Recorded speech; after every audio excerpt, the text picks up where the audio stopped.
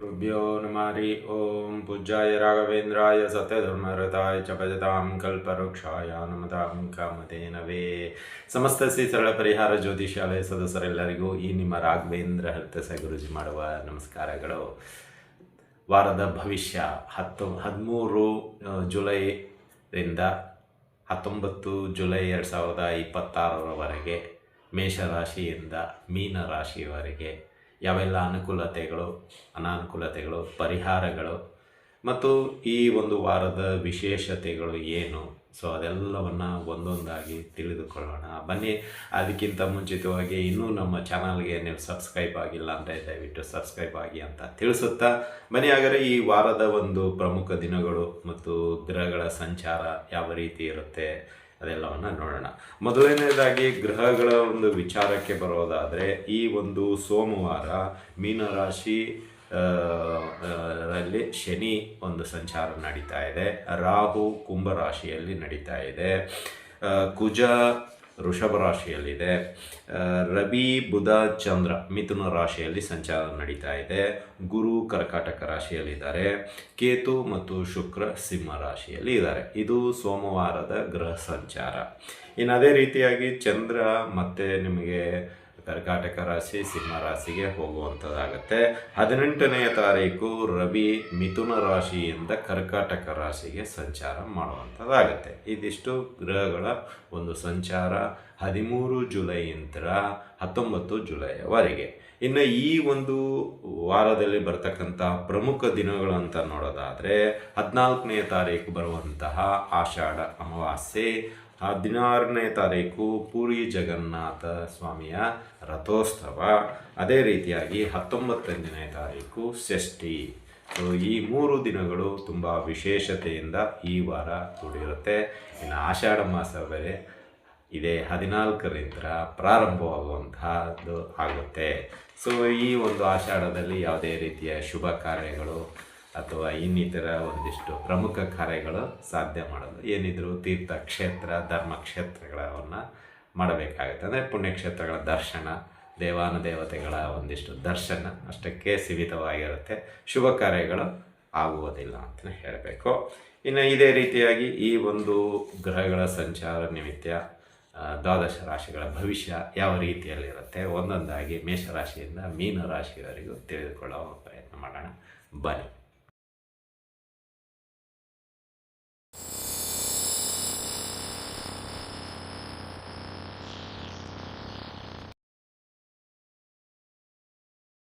ರಾಶಿಗಳಲ್ಲಿ 5ನೇ ರಾಶಿಯಾಗಿರ್ತಕ್ಕಂತಹ ಸಿಂಹರಾಶಿ. ಸಿಂಹರಾಶಿಯವರಿಗೆ ಈ ವಾರದ ಅನುಕೂಲತೆ, ಅನಾನುಕೂಲತೆ ಹಾಗೂ ಪರಿಹಾರಗಳನ್ನು ಯಾವ ರೀತಿಯಲ್ಲಿರುತ್ತೆ ಅಂತ ನೋಡೋದಾದರೆ, ಇಲ್ಲಿ ಆರ್ಥಿಕವಾಗಿ ಅಲ್ಪ ಪ್ರಮಾಣದಲ್ಲಿ ಲಾಭಗಳು ನಿಮಗೆ ಸಿಗುವಂಥದ್ದಾಗುತ್ತೆ.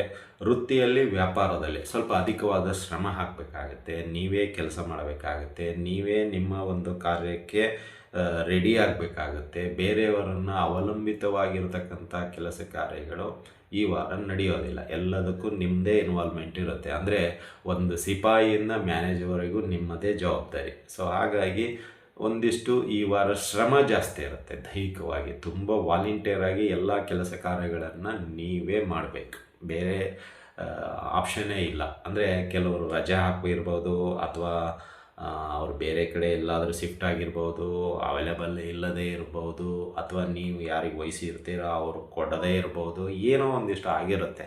ಬಟ್ ಎಲ್ಲವನ್ನು ನಾವು ಅವ್ರ ಮೇಲೆ ಹಾಕಿ ನಾನು ಎಸ್ಕೇಪ್ ಆಗಲಿಕ್ಕೆ ಆಗಲ್ಲ. ಹಾಗಾಗಿ ನೀವೇ ಫೀಲ್ಡಿಗೆ ಇಳಿತೀರಾ, ನೀವೇ ಕೆಲಸ ಮಾಡ್ತೀರಾ. ಆ ಕೆಲಸವನ್ನು ಕೂಡ 1-2 ದಿನ ಲೇಟ್ ಆದ್ರೂ ತೊಂದರೆ ಇಲ್ಲ, ನಿಭಾಯಿಸಿ ಗೆದ್ದು ಬರ್ತೀರಾ. ಸೊ ಅದು ಇಂಪಾರ್ಟೆಂಟ್. ಅಂದರೆ ಅವ್ರಿಗೆ ಗೊತ್ತಾಗ್ತಾ ಇದೆ ನೀವು ಏನು ಮಾಡ್ತಾ ಇದ್ದೀರಾ, ನೀವು ಯಾವ ಒಂದು ಕಂಪ್ನಿಯಲ್ಲೋ ಅಥವಾ ನಿಮ್ಮ ಬಿಸ್ನೆಸ್ಸು ಗೊತ್ತಾಗ್ತಾ ಇದೆ ಎಲ್ಲಿ ಏನಾಗ್ತಾ ಇದೆ ಅಂತ. ಅವರು ಕೂಡ ಸುಮ್ಮನೆ ಇದ್ಬಿಡ್ತಾರೆ, ಹೌದು ಆಬ್ಸೆಂಟ್ ಆಗಿದ್ದಾರೆ ಪಾಪ, ಒಬ್ಬರೇ ಎಷ್ಟಂತ ಮಾಡಬೇಕು, ಮಾಡ್ತಾ ಇದ್ದಾರಲ್ಲ, ಸುಮ್ಮನೆ ಕೂತಿಲ್ಲಲ್ಲ, ಅಬ್ಸರ್ವ್ ಮಾಡ್ತಾ ಇರ್ತಾರೆ.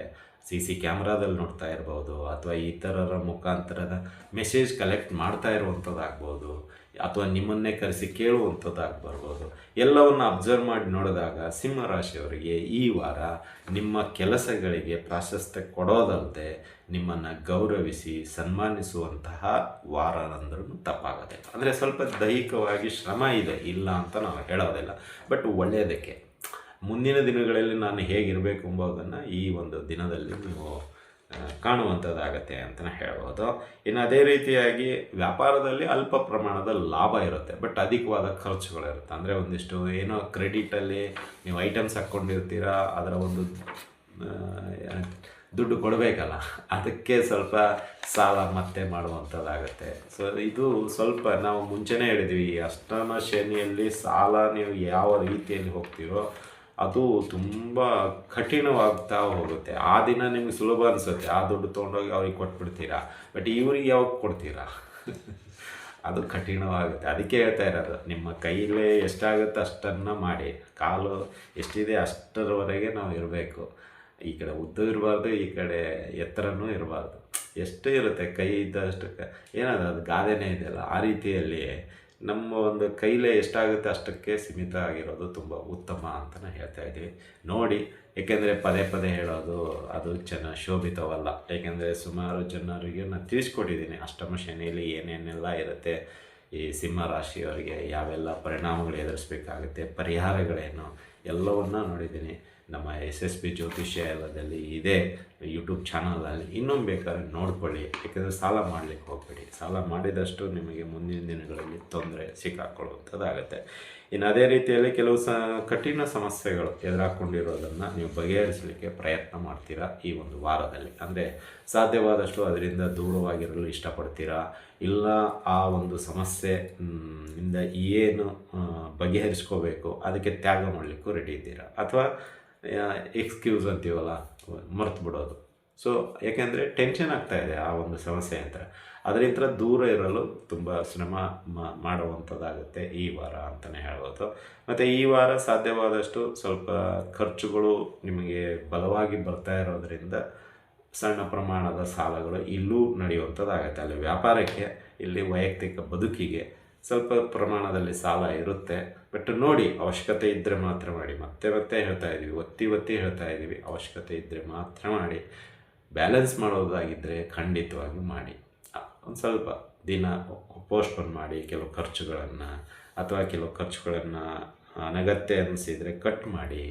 ಸೊ ಇದರಿಂದ ಏನಾಗುತ್ತೆ, ಸ್ವಲ್ಪ ಪ್ಲ್ಯಾನಿಂಗ್ ಮಾಡಿದರೆ ವರ್ಕೌಟ್ ಆಗುವಂಥದ್ದು ಖಂಡಿತವಾಗಿ ಇರುತ್ತೆ ಅಂತಲೇ ಹೇಳ್ಬೋದು. ಸ್ವಲ್ಪ ಮಾನಸಿಕ ಚಿಂತನೆಗಳು ಈ ವಾರ ಇರುತ್ತೆ, ಬೇಡದೇ ಇರೋ ವಿಚಾರಗಳು ನೀವು ತುಂಬ್ಕೊಂಡು ಬಿಟ್ಟಿರ್ತೀರ ಮತ್ತೆ. ಸೊ ಅದು ಸ್ವಲ್ಪ ಈ ವಾರ ಕಳೆಯುವಂಥದ್ದಾಗುತ್ತೆ. ಅಮಾವಾಸ್ಯೆ ದಿನ ಸ್ವಲ್ಪ ಎಚ್ಚರಿಕೆಯಿಂದ ಇರಿ. ಹೊರಗಡೆ ಹೋಗಬೇಕಾದ್ರೆ ಯಾವುದೇ ರೀತಿಯಾದ ಈ ಜಗಳಾಟಗಳಲ್ಲಿ ಭಾಗಿಯಾಗಬೇಡಿ, ವಾದ ವಿವಾದಗಳಿಗೆ ಇಳಿಯಲು ಹೋಗಬೇಡಿ, ಯಾರನ್ನು ಅಪಹಾಸ್ಯ ಮಾಡಲು ಹೋಗಬೇಡಿ, ಬೇಡದೇ ಇರುವ ವಿಷಯಕ್ಕೆ ಕೈ ಹಾಕಲು ಹೋಗಬೇಡಿ, ತಲೆ ಹಾಕಲು ಹೋಗಬೇಡಿ. ನಿಮ್ಮದಾಯಿತು, ನಿಮ್ಮ ಕೆಲಸ ಆಯಿತು. ಅಮಾವಾಸ್ಯೆ ದಿನ ತುಂಬ ಎಚ್ಚರಿಕೆಯಿಂದ ಇರೋದು ಉತ್ತಮ ಸಿಂಹ ರಾಶಿಯವರು ಅಂತಲೇ ಹೇಳ್ಬೋದು. ಇನ್ನು ಯಾವುದಕ್ಕೂ ಬೇರೆಯವರ ವಿಷಯಕ್ಕೆ ದಯವಿಟ್ಟು ತಲೆ ಹಾಕಬೇಡಿ. ಈ ಏನಂತೀರ, ಮೂರನೇ ವ್ಯಕ್ತಿ ಅಂತೀವಲ್ಲ, ಆ ರೀತಿಯಲ್ಲಿ ಕೆಲಸ ಮಾಡಲಿಕ್ಕೆ ಹೋಗಬೇಡಿ. ಅವ್ರಿಗೆ ಇಷ್ಟ ಆಯ್ತಾ ಮಾಡಲಿ, ಇಲ್ಲದೆ ಬಿಡಲಿ. ನೀವಾಗಿ ಫೋರ್ಸ್ ಮಾಡಲಿಕ್ಕೆ ಹೋಗಬೇಡಿ. ಏಕೆಂದರೆ ಫೋರ್ಸ್ ಮಾಡಿದರೆ ನೀವು ಲಾಕ್ ಆಗಿಬಿಡ್ತೀರ. ನೀವು ಅವತ್ತು ಹೇಳಿದರೆ ನಾವು ಮಾಡಿದ್ದೀವಿ, ನೋಡಿ ಏನಾಯಿತು ಪರಿಸ್ಥಿತಿ ಅಂತ ಹೇಳಿದರೆ ಉತ್ತರ ಇಲ್ಲ ನಿಮ್ಮ ಹತ್ರ. ಹಾಗಾಗಿ ಯಾರಿಗೂ ಬುದ್ಧಿವಾದ ಹೇಳಿಕ್ಕೆ ಹೋಗಬೇಡಿ, ಯಾರ ಜೊತೆನೂ ಜಗಳಕ್ಕೆ ಹೋಗಬೇಡಿ. ನೀವಾಯಿತು, ನಿಮ್ಮ ಕೆಲಸ ಆಯಿತು, ಏನಿದೆ ದಿನನಿತ್ಯದ ಕಾರ್ಯ ಚಟುವಟಿಕೆಗಳನ್ನು ಮುಗಿಸಿಕೊಂಡು ಹೋಗೋದು ತುಂಬ ಉತ್ತಮ ಅಂತಲೇ ಹೇಳ್ತಾ ಇದ್ದೀವಿ. ಇನ್ನು ಈ ಒಂದು ವಾರದಲ್ಲಿ ಸಾಧ್ಯವಾದಷ್ಟು ನೀವು ಕುಟುಂಬ ಸದಸ್ಯರ ಜೊತೆ ಕಳೆಯಲು ಇಷ್ಟಪಡ್ತೀರ. ಅವರ ಒಂದು ಜೊತೆ ಮಿಂಗಲಾಗಿ ಆಗು ಹೋಗುಗಳನ್ನು ವಿನಿಮಯ ಮಾಡಿಕೊಂಡು ಇರಲು ಇಷ್ಟಪಡ್ತೀರ ಅಂತಲೇ ಹೇಳಿ. ಇನ್ನು ಪರಿಹಾರದ ವಿಷಯಕ್ಕೆ ಬರೋದಾದರೆ ಸಿಂಹ ರಾಶಿಯವರಿಗೆ ಸಾಧ್ಯವಾದಷ್ಟು ಶಿವನ ಆರಾಧನೆ ಮಾಡಿ, ಶನಿದೇವರ ದರ್ಶನ ಮಾಡ್ಕೊಳ್ಳಿ. ಶನಿದೇವರಿಗೆ ಸಂಬಂಧಪಟ್ಟಂಥ ಏನಾದರೂ ಸೇವೆ ಇದ್ದರೆ ಮಾಡಿಸಿ, ಹಾಗೂ ಶನಿಯ ಅಷ್ಟೋತ್ತರಗಳನ್ನು ಪಠನೆ ಮಾಡಿ. ಒಳ್ಳೆಯದಾಗುತ್ತೆ. ಶುಭವಾಗಲಿ. ಈ ಒಂದು ವಿಡಿಯೋ ನಿಮ್ಗೆ ಇಷ್ಟ ಆಗಿದ್ದರೆ ಲೈಕ್ ಮಾಡಿ, ಜಾಸ್ತಿ ಇಷ್ಟ ಆಗಿದ್ದರೆ ಶೇರ್ ಮಾಡಿ, ಹಾಗೂ ನಮ್ಮ SSB ಜ್ಯೋತಿಷ್ಯಾಲಯ ಸಬ್ಸ್ಕ್ರೈಬ್ ಆಗಿಲ್ಲ ಅಂದರೆ ಸಬ್ಸ್ಕ್ರೈಬ್ ಮಾಡ್ಕೊಳ್ಳಿ, ಮತ್ತು ನಿಮ್ಮ ಅನಿಸಿಕೆ ಅಭಿಪ್ರಾಯಗಳನ್ನು ಹಂಚಿಕೊಳ್ಳಿ ಅಂತ ತಿಳಿಸುತ್ತಾ ಇಲ್ಲಿಗೆ ವಿಷಯ ಮುಗಿಸ್ತಾ ಇದ್ದೀವಿ. ಮತ್ತೆ ಮುಂದಿನ ರಾಶಿಯೊಂದಿಗೆ ಭೇಟಿಯಾಗೋಣ. ಅಲ್ಲಿವರೆಗೂ ಶುಭಮಸ್ತು, ಶುಭಂ ಭಯಾತ್, ಸರ್ವೇ ಜನಃ ಸುಖಿನೋ ಭವಂತು.